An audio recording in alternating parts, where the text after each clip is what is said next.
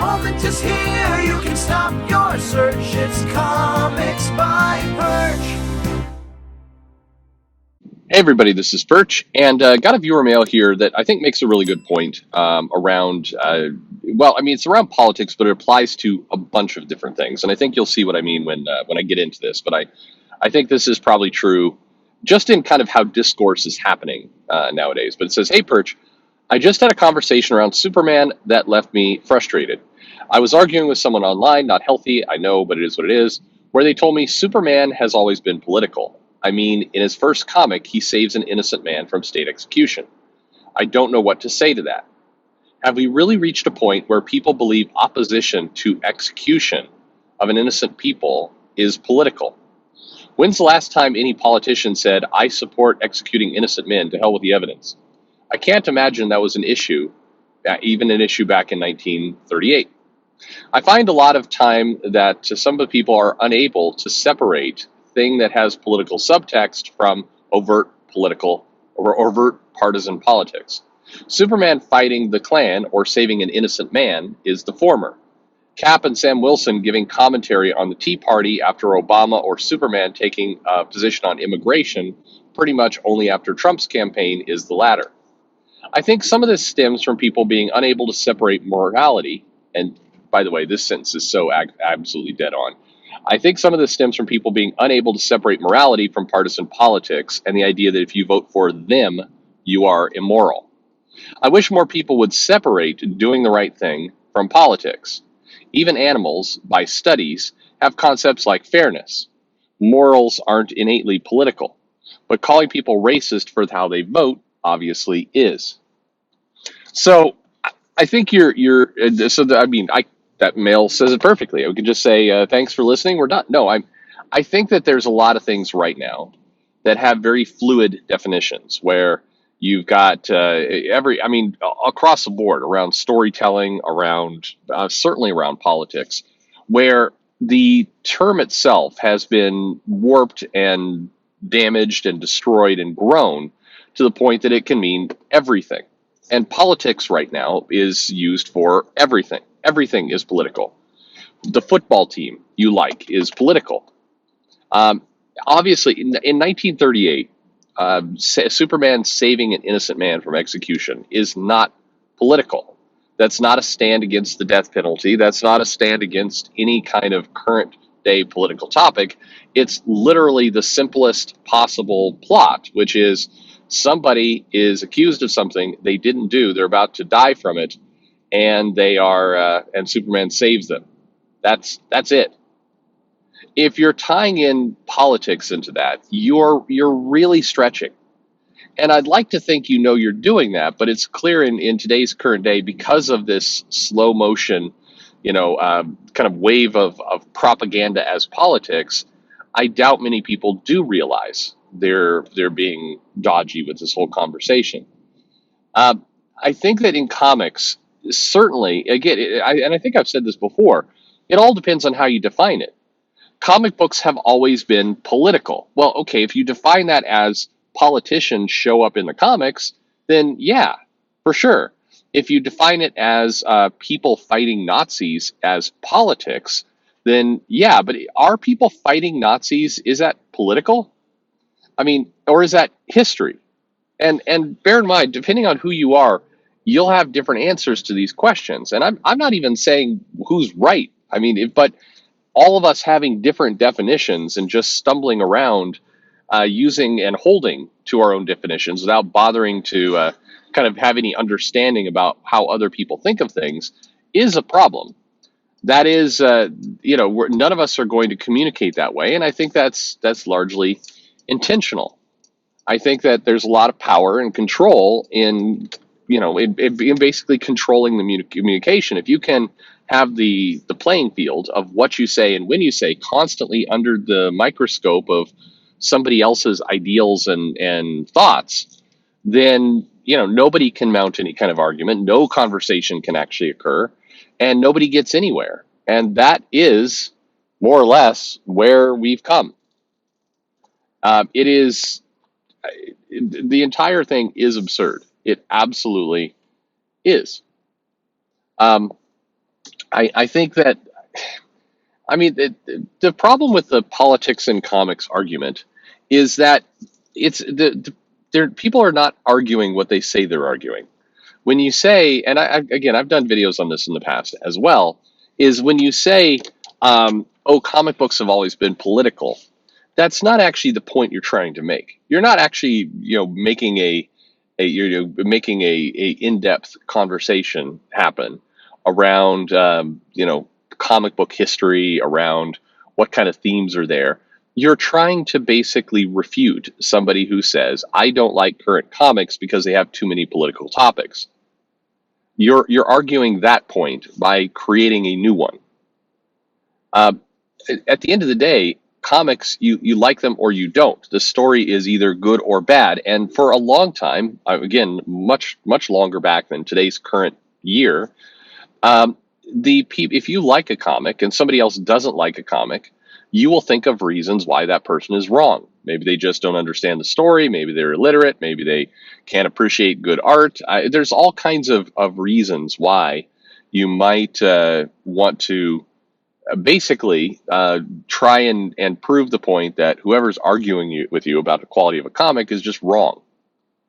But it's that there's I think that's probably the most pointless thing anyone could argue. And at some point you grow up and you realize that whether somebody else loves or hates something is really doesn't matter. It doesn't matter to you. And both ways, by the way. If somebody is bitching every single day about how bad a comic is or how bad comics have gotten or I hate Marvel, they're trash, whatever somebody's saying, none of that impacts you. You get to love or hate or a little bit of love, a little bit of hate, both, whatever you feel like. Your opinion on comics is completely your own. Whether somebody absolutely loves something or somebody absolutely hates it, it may be annoying if they're constantly shouting about that, if they're constantly, saying this over and over. And maybe people should start actually identifying what they're truly pissed about. I think it'd be valid, by the way, if some people went on Twitter and said, hey, the people who are negative about Marvel, God damn it, we've heard it. We've heard it 50 billion times now. Seriously. We're good. Let it go. Don't read the comic. Like my annoyance is not that you are saying you hate it. My annoyance is that you've said the same thing now every day for the last 5 years. You're repetitive. It's annoying. I can get on board with that. I wish if I tuned into Twitter and that was the debate back and forth, that'd be pretty awesome. I'd be really curious to. That'd be pretty fun. People like, you know what? You can hate it. I just be new. Be. God, you. It's like listening to a broken record. That's fine. Again, that would be kind of charming. But that's not how the argument goes. The argument goes, I hate this comic. No, you're wrong for hating it. Or then let's throw in some other things. You're racist, you're homophobic, you're a bigot, you're sexist, there's all these reasons why your hatred for the comic is invalid. Well, here's the thing. It doesn't matter whether the hatred is valid, invalid. It doesn't matter because that person gets to live their own life and decide to like or dislike something on their own. And so this comics have always been political. I think it's a fair comment to say, hey, I opened up the comic and they're doing a poorly written, barely described allegory of Trump in this comic. And I don't want a poorly disguised allegory of Trump in this this issue of Silver Surfer. That's not something I want. Now, you may love that comic and you may not see the allegory for Trump. You may appreciate it because maybe you hate Trump. Consider, by the way, this I'll just throw this in on the side. I wasn't a fan of Trump. I didn't like him as a politician. I don't like Biden either, so just be calm in the comments. But my biggest annoyance with Trump became you couldn't get away from Trump. Like the people who loved him and the people who hated him both wouldn't shut up about him, and that drove me nuts. That was my biggest annoyance. So when I would say things like, "Hey, I don't want to see this allegory of Trump in the comic," it was literally like, can I have one place where there isn't Trump? That's where I'm coming from. I had people who just came after me aggressively of like, oh, you're one of those Trump supporters, huh? You can't stand to see your orange leader made fun of. It's like, oh my God, can please, I need a Trump safe space where there's no Trump, just for something. And it feels to me like a comic book with a bunch of science fiction themes is a place where you should reasonably be able to get away from Trump. And by the way, or Biden, I can go down the list, or Clinton, or Bush, or Obama, or any. I've never been a fan of it. Including, I did think it was cheesy when Grunwald put Ronald Reagan into that Captain America issue and turned him into a snake monster. I don't go for it. Now other people can. Cool. It's your dollar. I'm not stopping you. But the whole politics in comics, again, the definition, absolutely right. The definition is so fluid. Everybody has a different view on it. Everybody is describing it in a different way, and because of that, none of us can align. And it makes the arguments not just annoying but pointless because there is no conclusion you can ever reach from it. If you look at Superman Smashes a Klan and you say, is this a political book? I mean, if it is only if you are, I mean, I don't know. Again, it depends on your point of view, but I would argue it's probably less political than political. Why? Because the Klan is it's a group, it's a historical, I mean, there's current day, but I mean, there's the historical precedent for this thing. And I think, like the person who wrote the mail said, it's a morality story. I don't think it's getting into, current politics on should we have the filibuster or not. I mean, again, this is a hard one to nail down. Absolutely.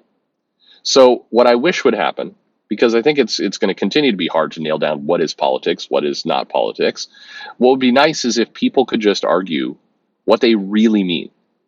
If you say, I don't like the politics in this comic, rather than come back with this straw manning, whatever, gaslighting, whatever stupid internet word you want to use, rather than come back with this argument of, oh, comics have always been political, how about we just stick to the topic at hand?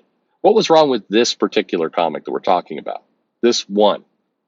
Because, I mean, are we, because you get in this weird world where now you have to defend or attack every comic in history over a completely undefined phrase of politics. It's nobody gets anywhere, and that's why it feels like the argument itself is it's mental masturbation. It's not any kind of nobody really wants a conclusion to this. Nobody really wants an answer to it. They just want to beat off each other. That's what's going on. Sorry for that image. I don't know. I don't think it's that hard if you get people in person and you're like, hey, Superman smashed the Klan. Hey, it was a fun story. It was a fun, enjoyable little comic. Okay. Now here's this, whatever, this 4-page story where Spider-Gwen is fighting Trump MODOK. That was stupid. Even if you hate Trump, it's kind of stupid. There are people who love that because they loved seeing Trump made fun of.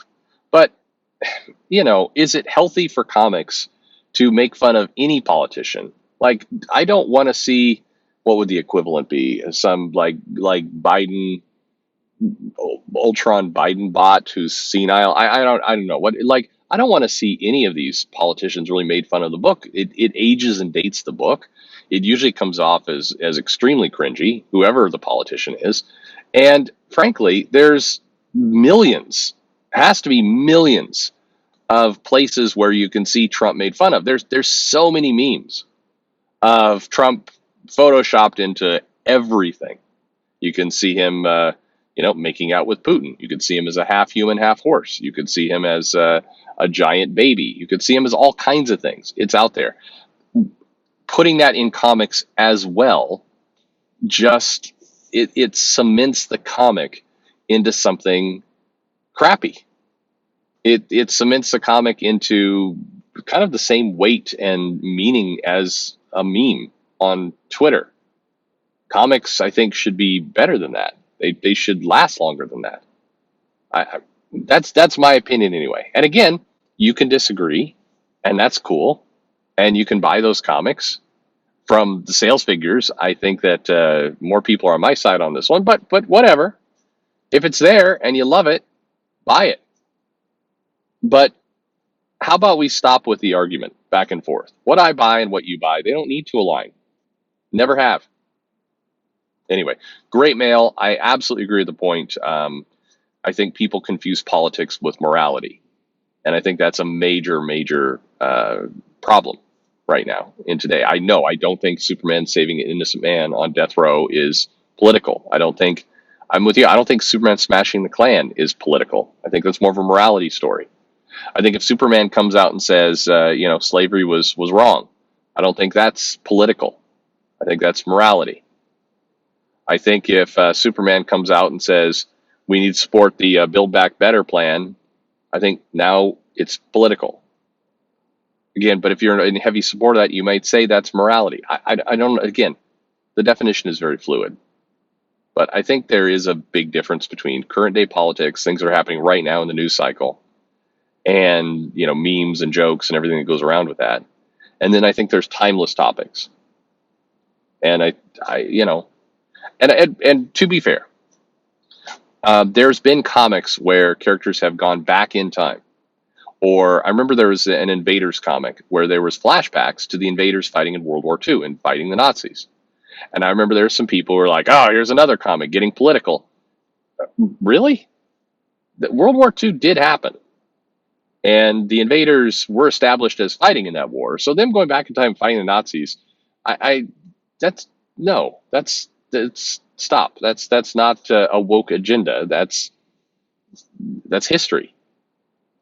I think I don't know. To me, this whole thing is kind of a struggle because I don't find it very difficult to tell one from the other. But apparently it is.